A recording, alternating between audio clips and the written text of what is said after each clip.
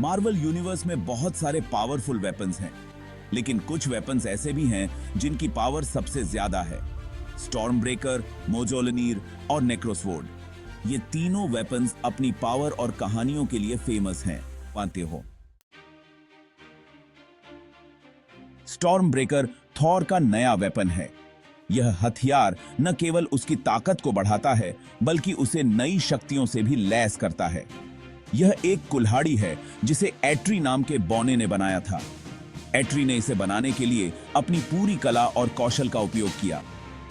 नीदावेलिर के तारों की एनर्जी से बनाया गया स्टॉर्म ब्रेकर ब्रह्मांड की सबसे पावरफुल चीजों में से एक है।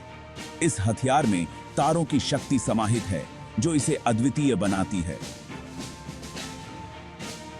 यह बिजली और तूफान को कंट्रोल कर सकता है।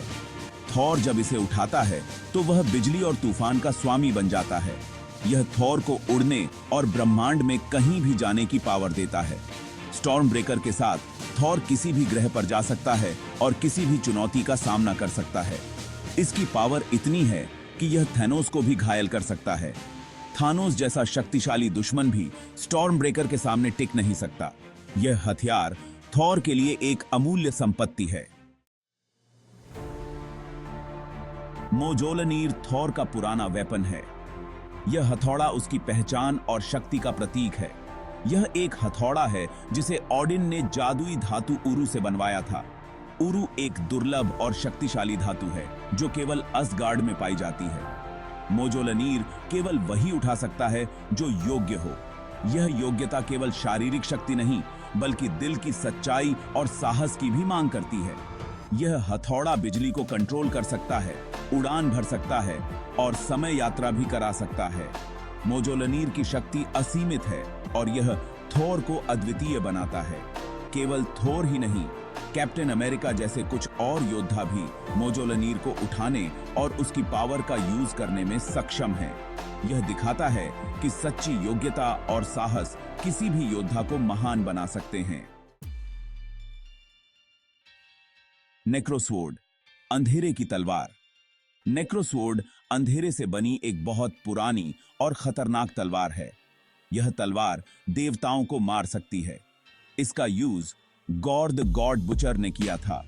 यह तलवार अपने यूज करने वाले को अमरता और बहुत सारी पावर देती है। नेक्रोसवॉर्ड एक बुरी तलवार है जो अपने यूज करने वाले को बुरा बना सकती है।